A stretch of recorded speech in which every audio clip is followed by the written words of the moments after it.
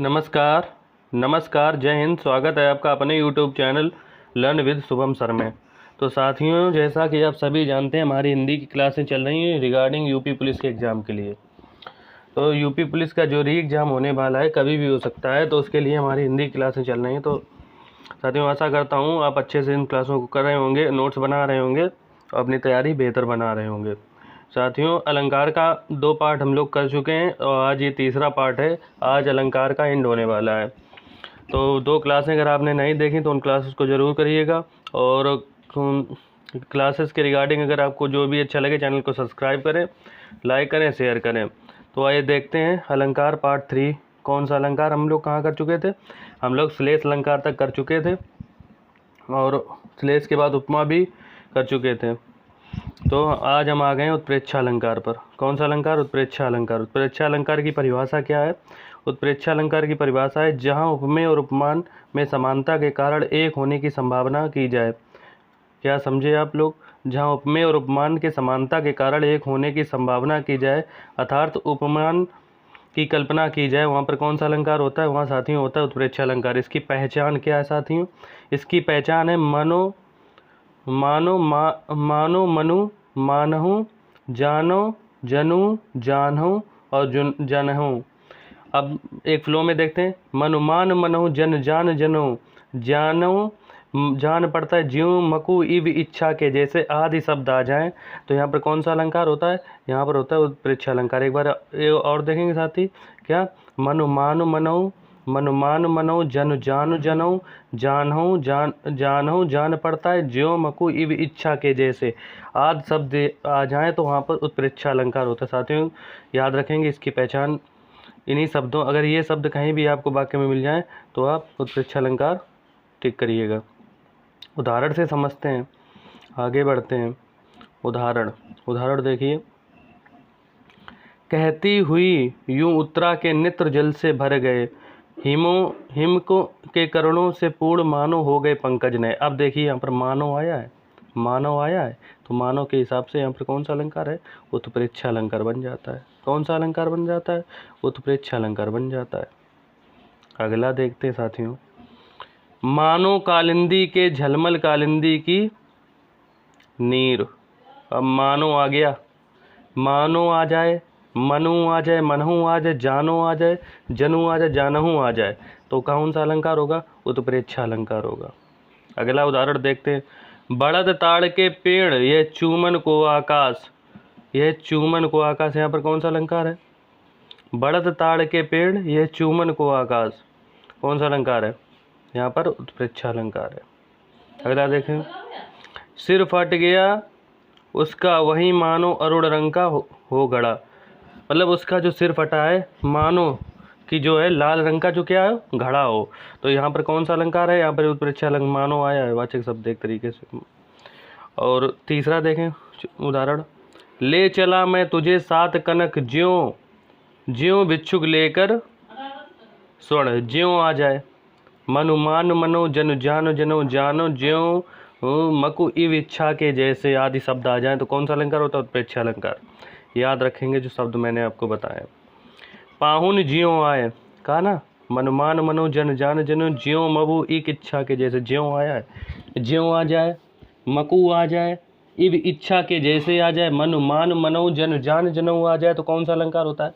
उत्प्रेक्षा अलंकार।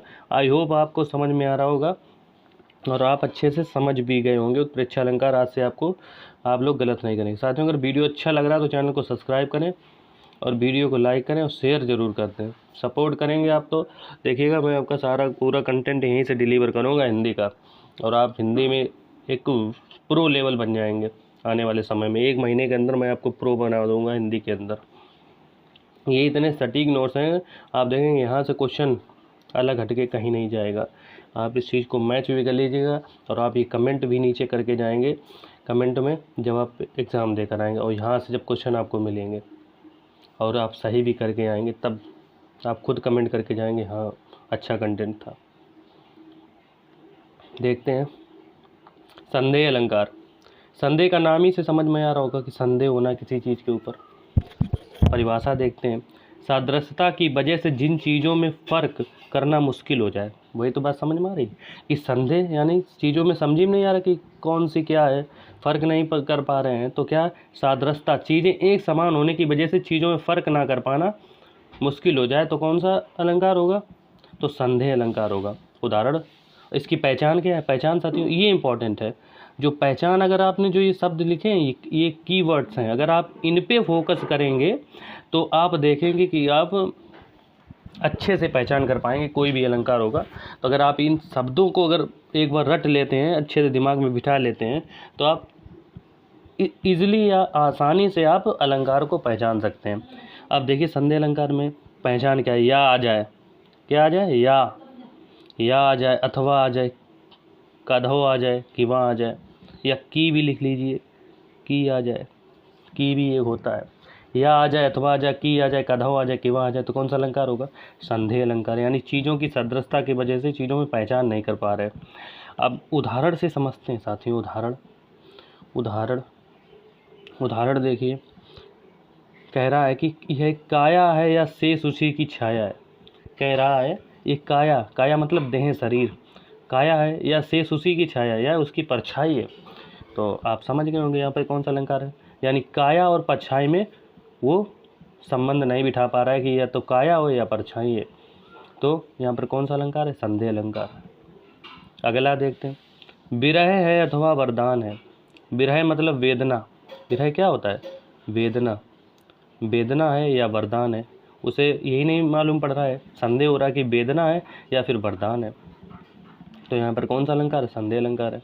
अगला उदाहरण देखते हैं, ये ओस की बूंदें या मंजुल मोती।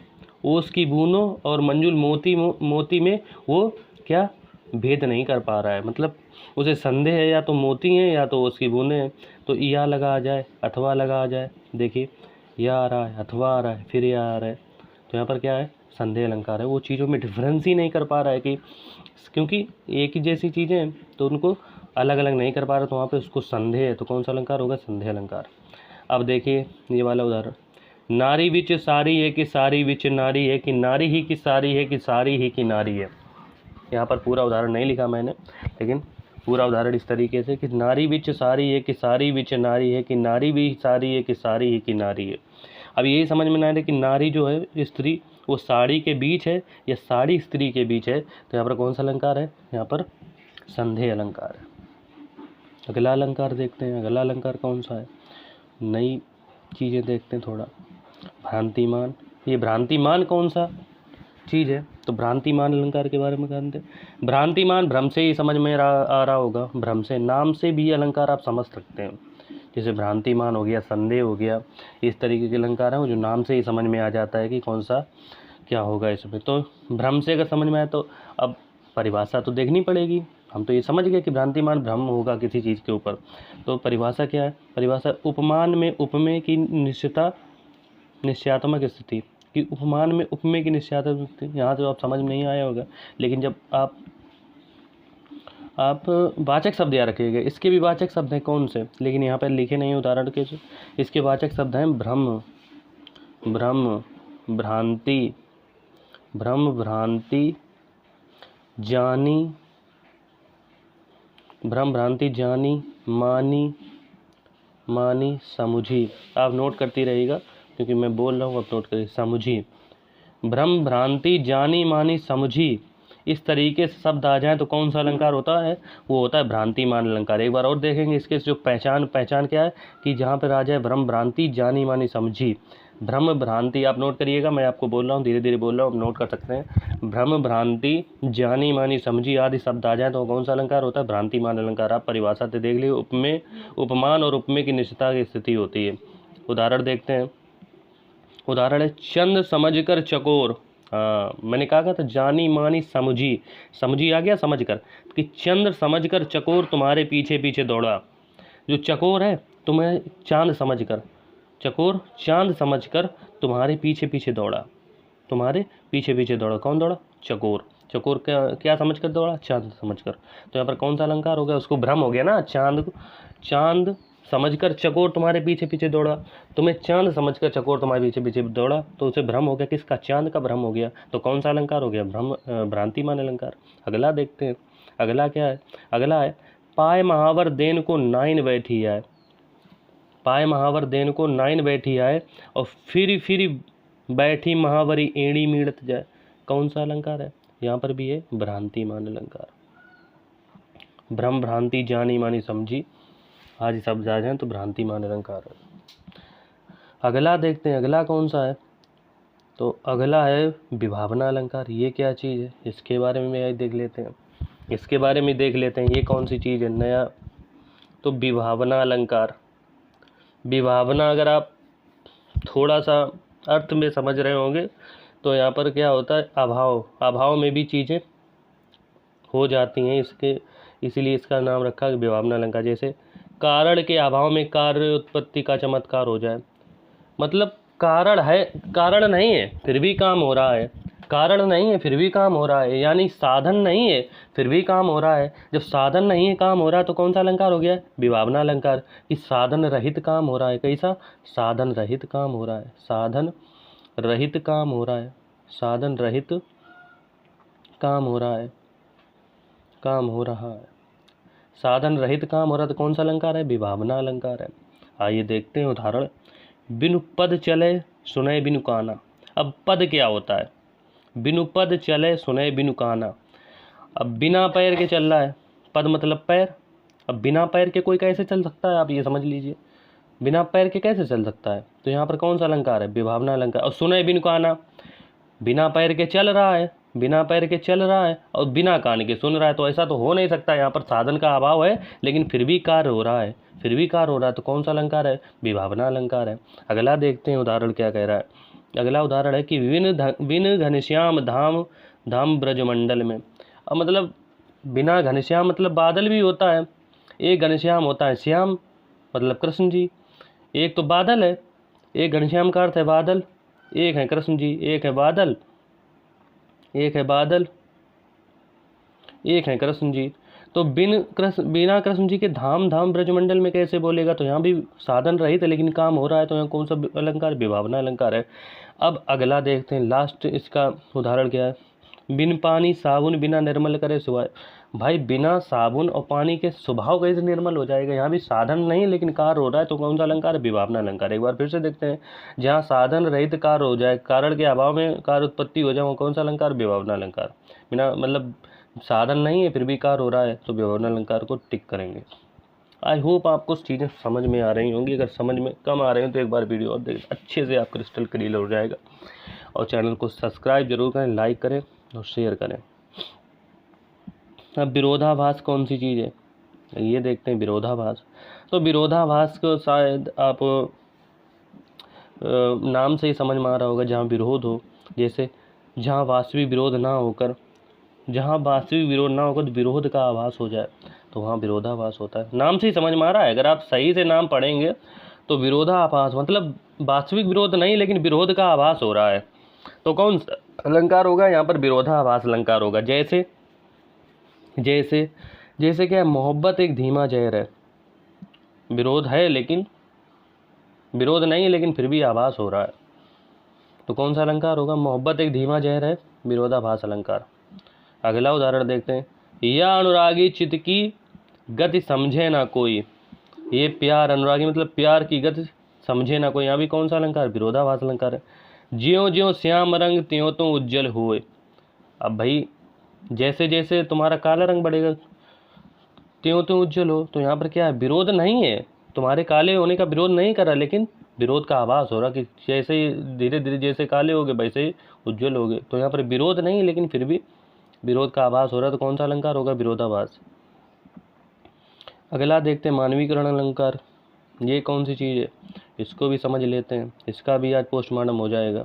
मानवीकरण अलंकार क्रिस्टल क्लियर करके चल रहा हूँ मैं चीज़ें आपको, आप देखेंगे आपका एक भी क्वेश्चन अगर छूट जाए तो आपका ये ऐसे हो ही नहीं सकता कि आपका एक भी क्वेश्चन छूटे यहाँ से, क्योंकि मैंने आपको इतनी सटीक चीज़ें दी हैं, फालतू का कोई कंटेंट नहीं दिया है, और इतने कम समय में मतलब छोटी सी छोटी वीडियो में आपको इतना ज़्यादा कंटेंट डिलीवर कर रहा हूँ जो आपको एक घंटे 1.5 घंटे क्लास में देने का दिया जाता है। तो आप यहीं से चीज़ों की वैल्यू करेंगे ज़रूर, मैं आई होप आप वैल्यू कर रहे होंगे, और चैनल को सब्सक्राइब जरूर करें। मानवीकरण अलंकार, मानवीकरण अलंकार कौन सा होता है? जैसे निर्जीव को सजीव की तरह पेश किया जाए, क्या निर्जीव वस्तु है उसको सजीव की तरह पेश करें तो मानवीकरण अलंकार होगा। तो मानवीकरण अलंकार के उदाहरण देखते हैं। हंसती हुई हवा, हवा क्या हंस सकती है? हवा कभी भी नहीं हंस सकती है, लेकिन उसको दर्शाया गया कि हवा क्या हंस रही है। तो यहाँ पर कौन सा अलंकार? निर्जीव को सजीव बना दिया, यानी हवा निर्जीव है उसको सजीव बना दिया, हंसता हुआ बना दिया, तो कौन सा अलंकार? मानवीकरण अलंकार हो गया। अगला उदाहरण, संध्या धनामाला से सुंदर। संध्या कैसी? धनामाला, संध्या मतलब शाम, और धनमाला कैसी? सुंदर कैसे हो जाएगी? तो यहाँ पर क्या है? निर्जीव को सजीव चित्रण कर दिया है, तो उसको क्या कहेंगे? उसको मानवीकरण अलंकार कहेंगे। आगे देखते हैं, रोता हुआ आसमान। रोता हुआ आसमान कभी रोता है क्या? आसमान तो एक निर्जीव चीज है, और रोता हुआ बना दिया। रोता हुआ बच्चा हो सकता है, लड़का हो सकता है, और भी प्राणी हो सकते हैं, लेकिन रोता हुआ आसमान है, तो यहाँ पर कौन सा अलंकार? मानवीकरण अलंकार हो गया। ध्यान दें, निर्जीव को सजीव चित्रण कर दिया है, मानवीकरण अलंकार। दुखी ताजमहल, दुखी तो आदमी होता है, ताजमहल थोड़ी दुखी हो जाएगा। दुखी ताजमहल का, ताजमहल को यहाँ मानवीकरण कर दिया है, निर्जीव चीज को सजीव में बदल दिया है, कौन सा अलंकार होगा? मानवीकरण अलंकार। अब मुस्कुराते हुए बादल, बादल मुस्कुराते हैं, आदमी मुस्कुराता है, मनुष्य मुस्कुराता है, तो यहाँ पर कौन सा है? मुस्कुराते हुए बादल, मतलब मानवीकरण कर दिया, तो कौन सा अलंकार हो गया? मानवीकरण अलंकार। अतिशयोक्ति अलंकार, अतिशयोक्ति आपको सबको ही पता होगा लगभग, तो अतिशयोक्ति अलंकार के बारे में बात करते हैं। अतिशयोक्ति अलंकार होता है जहाँ बात को बढ़ा चढ़ाकर पेश किया जाए, वहाँ अतिशयोक्ति अलंकार होता है, यानी बात को बहुत ज़्यादा बढ़ा चढ़ाकर कर दिया जाए। जैसे लहरें व्योम चूमने को उठी। लहरें के व्योम, व्योम मतलब जानते हो? बादल, गगन जिसे बोलते हैं, गगन, गगन। लहरें क्या गगन चूम सकती हैं, लेकिन इतना बढ़ा चढ़ाकर बात की, तो कौन सा अलंकार हो गया? अतिशयोक्ति अलंकार हो गया। देख लो यह साकेत नगरी, यही स्वर्ग से मिलने जा रही। साकेत नगरी स्वर्ग से कैसे मिलने जाएगी भाई? साकेत नगरी स्वर्ग से कैसे मिलने जाएगी? तो यहाँ पर कौन सा? बढ़ा चढ़ाकर बात हुई, बढ़ा चढ़ाकर बात हुई थी, अतिशयोक्ति अलंकार हो गया, अतिशयोक्ति अलंकार हो गया। अगला उदाहरण देखते हैं, बांधा था विधु को किसने काली जंजीरों से, और मणि वाले फणियों का मुख क्यों भरा है हीरों से। विधु मतलब क्या होता है? चंद्रमा। चंद्रमा को कौन काली जंजीरों से बांध सकता है भाई? चंद्रमा को कौन काली जंजीरों से बांध सकता है? तो यहाँ पर क्या बढ़ा चढ़ाकर बात की जाए, कौन सी बात की जाए? बढ़ा चढ़ाकर। कौन सा अलंकार? अतिशयोक्ति अलंकार। अगला देखते हैं, अगला उदाहरण क्या कहता है। अगला उदाहरण है कि हनुमान जी की पूंछ में लगन न पाई आग, और सारी लंका सारी जल गई गए निशाचर बाग। कि यहाँ पर देखिए, समझिए उदाहरण को, क्या कह रहा है कि हनुमान जी की जो पूंछ है, हनुमान जी की पूंछ में अभी आग नहीं लग पाई है, लेकिन लंका सारी जल गई है और निशाचर भी भाग गए, यानी आग नहीं लग पाई अभी पूंछ में, और लंका भी जल गई, निशाचर भी भाग गए। तो बहुत बढ़ा चढ़ाकर कहा गया। जब बढ़ा चढ़ाकर कहा जाए तो अतिशयोक्ति अलंकार होगा। आप ये समझ रहे होंगे, आई होप आपको अच्छे समझ में भी आ रहा होगा। अगर अगला देखते हैं, आगे नाला पड़ा पार, घोड़ा कैसे उतरे पार, राणा ने सोचा इस पार, चेतक था उस पर। अब आगे नाला है, बड़ा नाला है, समझेंगे ना उदाहरण को, तो आगे बड़ा नाला है और घोड़ा कैसे नाले को पार करेगा? तो राणा ने सोचा, राणा ने बस सोच लिया अपने मन में, और चेतक उस पार था। ऐसा कैसे हो जाएगा? आप कोई चीज़, आप सोच रहे होंगे मैं पुलिस हो गया, तो आप क्या पुलिस हो गए? आपको भी मेहनत करनी पड़ेगी, एग्जाम देना पड़ेगा, फिजिकल देना पड़ेगा, मेडिकल देना, तब आप कहीं ज्वाइनिंग होगी। तो राणा ने केवल मन में ही सोच लिया और चेतक उस पार कूद गया, नाला पार कर गया। तो यहाँ पर क्या है? बढ़ा चढ़ा कर बात की गई, तो कौन सा अलंकार है? अतिशयोक्ति अलंकार है, अतिशयोक्ति अलंकार है। अगला अलंकार देखते हैं कौन सा है। अगला अलंकार आ गया व्यतिरेक अलंकार। कौन सा? व्यतिरेक अलंकार। अब व्यतिरेक अलंकार क्या है, इसको समझते हैं। उपमान की उपेक्षा उपमेय को श्रेष्ठ बता दी जाए, कि उपमान की उपेक्षा उपमेय को श्रेष्ठ बताया जाए। किसको? उपमेय को श्रेष्ठ बताया। कौन सा अलंकार हो गया यहाँ पर? कौन सा अलंकार हो गया? व्यतिरेक अलंकार, व्यतिरेक अलंकार। अब चांद चेहरे सा, चांद जो चेहरा है चांद सा हो जाएगा क्या? चांद चेहरे सा। तो उपमान, उपमान क्या होता है? उपमान होता है दूर की वस्तुएं जो प्राकृतिक से रिलेटेड होती हैं, दूर की वस्तुएं। और उपमेय क्या होता है? उपमेय होता है जो पास की वस्तुएं शरीर से संबंधित होती हैं, जैसे चेहरा शरीर से संबंधित है, और तो यहाँ पर उपमान क्या? उपमान है चंद्रमा, उपमेय क्या है? चेहरा। तो चेहरे को माने उपमान को उपमेय से श्रेष्ठ बताया जाए, तो कौन सा अलंकार हो? तो व्यतिरेक अलंकार। जैसे सूरज उसके मुख जैसा है, सूरज कैसा? उसके मुख जैसा है, तो उसके मुख जैसा तो सूरज थोड़ी ना है, तो यहाँ पर कौन सा अलंकार है? लेकिन उसको बताया गया श्रेष्ठ कि सूरज उसके मुख जैसा है। तो उपमान की उपेक्षा, उपमान की अपेक्षा उपमेय को श्रेष्ठ बताया जाए, कौन सा अलंकार हो गया? व्यतिरेक अलंकार। अब जैसे एक और उदाहरण है, लास्ट उदाहरण, राधा मुख को चंद्र कहते हैं। राधा के मुख को क्या कहते हैं? चंद्र कहते हैं। लेकिन यहाँ पर क्या है, उपमान को उपमेय से श्रेष्ठ बता दिया गया। उपमान को उपमेय से श्रेष्ठ बता दिया गया। कौन सा अलंकार हो गया? व्यतिरेक अलंकार हो गया। अब अगला देखते हैं, विशेषोक्ति अलंकार। आप लोगों ने विभावना पढ़ा होगा। विभावना का उल्टा है विशेषोक्ति। विभावना में क्या था? विभावना में था कि साधन नहीं है फिर भी कार्य हो रहा है, लेकिन विशेषोक्ति में उसका उल्टा होगा। विशेषोक्ति में क्या होगा? विशेषोक्ति में क्या होगा कि कारण तो होते हुए भी कारण होगा लेकिन कार्य नहीं होगा। क्या होगा? कारण होगा लेकिन कार्य नहीं होगा। लेकिन विभावना में क्या पढ़े थे हम लोग कि विभावना में तो कारण नहीं था लेकिन कार्य हो रहा था। लेकिन इसमें क्या है? विशेषोक्ति में विशेषोक्ति क्या उल्टा है विभावना का। यहाँ पर कारण तो है लेकिन कार्य नहीं हो पा रहा है, यानी साधन तो है लेकिन कार्य काम नहीं हो पा रहा सफल। साधन है। अब इसको देखते हैं कैसे, उदाहरण से समझते हैं। उदाहरण देखो, देखो देखो दो दो मेघ बरसते मैं प्यासी की प्यासी। अब भाई मेघ बरस रहे हैं और आप प्यासी की प्यासी कैसी हो जाए? क्योंकि साधन तो है, पानी का साधन तो है। मेघ मेघ बारिश हो रही भाई, तब भी आप प्यासे हो, तब भी प्यासे हो। तो देखो दो दो मेघ बरसते मैं प्यासी की प्यासी, तो प्यासी कैसे हो सकती है भाई जब साधन है और कार्य नहीं हो पा रहा है। साधन हो रहा है, साधन है, पानी तो है, मेघ बरस रहे हैं लेकिन प्यास नहीं बुझ पा रही है। तो कौन सा अलंकार हो गया? तो यहाँ पर विशेषोक्ति अलंकार हो गया साथियों। कौन सा अलंकार हो गया? विशेषोक्ति, क्योंकि साधन रहते हुए कार्य नहीं हो पा रहा, तो यहाँ पर विशेषोक्ति अलंकार होगा। अब देखिए इसका अगला उदाहरण देखिए, नीर भरे निस दिन रहे तऊ न जाए प्यास बुझाए। भाई नीर भरे निस दिन, पानी है लेकिन प्यास नहीं बुझ रही है, तो कौन सा अलंकार हो गया? साधन है लेकिन कार्य नहीं हो पा रहा है, तो अलंकार हो गया विशेषोक्ति अलंकार। यानी साधन होते हुए विशेषोक्ति का अगर आप अर्थ निकालेंगे, विशेष चीजें होते हुए भी काम ना हो पाए, तो कौन सा अलंकार होगा? कौन सा अलंकार होगा? विशेषोक्ति अलंकार होगा। अगला उदाहरण, अगला देखते हैं, प्रतीप अलंकार। प्रतीप अलंकार क्या है? प्रतीप अलंकार को समझते हैं। प्रतीप अलंकार का होता है उपमान का उपमा अलंकार का उल्टा होता है। क्या होता है? उपमा अलंकार का उल्टा होता है। आपने उपमा अलंकार पढ़ा ही होगा, उपमा अलंकार तो पढ़ा ही होगा, तो उसका उल्टा होता है। उपमा अलंकार का उल्टा होता है प्रतीप अलंकार। चंद्रमा मुख के समान सुंदर, चंद्रमा के मुख के समान सुंदर, कौन सा अलंकार? प्रतीप अलंकार। उपमा का उल्टा हो रहा है, के समान। उपमा आपने पढ़ा होगा। उपमा में कौन से वाचक शब्द थे? कौन से थे? सा, सी, से, सरिस, समुद्रस्य, समान, तुल्य। तो यहाँ पर क्या है? समान आ गया, और समान आ गया। अगर कहीं आपको उपमा भी दिया, प्रतीप उपमा नहीं दिया है लेकिन समान वाचक शब्द आया है, तो आप प्रतीप अलंकार लगा के आएंगे। तो उपमा अलंकार का उल्टा कौन सा होता है? प्रतीप अलंकार। जैसे नेत्र के समान, समान आ गए, वाचक शब्द है, वहाँ भी कहाँ भी यूज हुए थे ये वाचक शब्द? उपमेय मतलब उपमा अलंकार में भी यूज हुए थे, और ये वही वाचक शब्द यहाँ भी यूज हो रहे हैं। आप समझिएगा उदाहरण से, जैसे नेत्र के समान सुंदर कमल। भाई आंखों के समान सुंदर कमल है, और कौन सा है? यहाँ पर क्या है? वाचक शब्द आया, तो वाचक शब्द है तो प्रतीप अलंकार, क्योंकि उपमान का उल्टा, उपमा का उल्टा होता है प्रतीप अलंकार। और तो अगला देखते हैं, अपहूति अलंकार। ये कौन सी नई चीज़ है भाई? इसको भी देख लो, लगे हाथ। तो अपहूति अलंकार, उपमेय का निषेध करके उपमान का आरोप किया जाए। उपमेय का तो निषेध कर दिया और उपमान का आरोप लगा दिया, तो कौन सा अलंकार हो गया?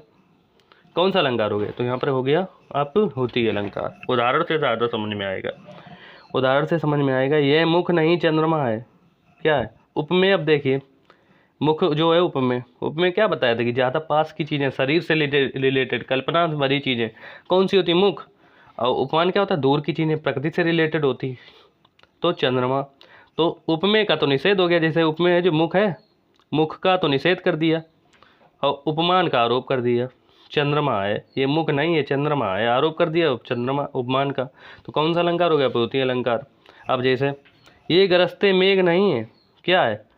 अब ये यहाँ पर समझिएगा, उपमेय का निषेध हो गया। ये गरजते मेघ नहीं है, बजते नगाड़े हैं, क्या है? बजते नगाड़े हैं। तो उपमान तो आरोप हो गया उपमान का, बजते नगाड़े, और निषेध क्या हो गया? उपमेय का, उपमेय का निषेध हो गया। अगला अलंकार देखते हैं, दृष्टांत। दृष्टांत अलंकार में आपने सुना होगा बिंब प्रतिबिंब, जैसे बनता है बिंब प्रतिबिंब। दृष्टांत का अर्थ ही होता है बिंब प्रतिबिंब। क्या होता है? बिंब, बिंब, बिंब और प्रतिबिंब। प्रतिबिंब, बिंब प्रतिबिंब कौन सा दृष्टांत में आता है? इसका अर्थ है ये क्या है? इसका अर्थ है, आप नोट कर लीजिए अपनी कॉपी में कि बिंब और प्रतिबिंब दृष्टांत का अर्थ है दृष्टांत अलंकार का। अब देखिए इसकी परिभाषा क्या है। परिभाषा है, उपमेय और उपमान के साथ साधारण धर्म में बिंब और प्रतिबिंब होता है। ये भी बात यहीं पे लिखी मैंने, आपको क्या बताया कि बिंब प्रतिबिंब इसका अर्थ होता है, तो वही बात यहाँ पर भी आ गई परिभाषा में भी। क्या? उपमेय और उपमान के साधारण धर्म में बिंब प्रतिबिंब होता है। उपमेय और उपमान के साधारण धर्म में क्या होता है? बिंब प्रतिबिंब होता है। अब उदाहरण समझते हैं। उदाहरण क्या है? एक म्यान में दो तलवारें कभी नहीं रह सकती हैं। बात तो सही कह रहा है, बिंब प्रतिबिंब है कि म्यान में दो तलवारें नहीं कभी नहीं रह सकती हैं। और किस और से प्रेम नारियां पति से नहीं कह सकती हैं, मतलब किसी और से प्रेम क्या नारी अपने पति से कह सकती है? तो यहाँ पर कौन सा अलंकार है? यहाँ पे बिंब है। जैसे एक म्यान में दो तलवारें नहीं रह सकती, क्या है? बिंब है। क्या ये बिंब है? उसी का बिंब मतलब जानते हो, तस्वीर, मतलब किसी चीज़ की। और प्रतिबिंब होता है उसका चित्र। तो उसी को, जैसे एक म्यान में दो तलवारें कभी नहीं रह सकती हैं, ये बिंब आ गया। यानी ये बात कही गई है, उसी की उल्टी बात कहाँ कह दी गई है? उसी की उल्टी बात ये कही, एक और प्रेम पर नारियां पति से क्या कह सकती हैं। जैसे यहाँ पर क्या कि एक म्यान में दो तलवारें, एक साथ दो तलवारें नहीं रह सकती हैं। ठीक उसी प्रकार क्या है कि किसी और पर प्रेम नारियां पति से नहीं कह सकती हैं। कि पद से क्या कह सकते हैं? किसी और के साथ प्रेम है नारी को, तो पद से थोड़ी ना कहेगी। तो वही यहाँ पर बात, जो बात यहाँ पे कही गई है पहले शब्द में, पहले वाक्य में, उसी का ये प्रतिबिंब, उसी की तस्वीर है। जो बात यहाँ कही गई बिंब में, उसी की ये तस्वीर है। तो यहाँ पर कौन सा अलंकार होगा? दृष्टांत अलंकार। यानी बिंब प्रतिबिंब और साधारण, क्या उपमेय और उपमान के साथ साधारण धर्म के साथ बिंब प्रतिबिंब आ जाए तो कौन सा अलंकार होगा? दृष्टांत अलंकार होगा। दृष्टांत अलंकार। एक बार और उदाहरण देखें, एक म्यान में दो तलवारें कभी नहीं रह सकती हैं। तो ये क्या है? ये बिंब है साथियों, ये बिंब है। यानी बिंब है, इसी की तस्वीर ये दिखाई गई है कि किसी और से प्रेम नारी पति से क्या कर सकती हैं। तो ये कौन सा अलंकार है? दृष्टांत अलंकार। साथियों, आई होप आपको वीडियो अच्छा लगा होगा और आप चीज़ों को अच्छे से कर पाए होंगे, समझ पाए होंगे। अगर आप कुछ भी चीज़ें अगर आपको नहीं समझ में आई तो आप कमेंट करिएगा, तो मैं अब थोड़ा सुधारने की कोशिश करूँगा। और एक बार वीडियो दोबारा भी दे सकते हैं तो अच्छे से आप इसके नोट्स भी बना सकते हैं, क्योंकि ये बहुत ही इंपॉर्टेंट नोट्स हैं जो मैं आपको दे रहा हूँ। इससे बढ़िया कंटेंट आपको कहीं नहीं मिलेगा, ना नोट्स मिलेंगे ना इससे बढ़िया, और इतने कम समय में आपको क्रिस्टल क्लियर हो गया होगा। तो साथियों, चैनल को सब्सक्राइब करें, लाइक करें, शेयर करें और ज़्यादा से ज़्यादा शेयर करें। जय हिंद, जय हिंद।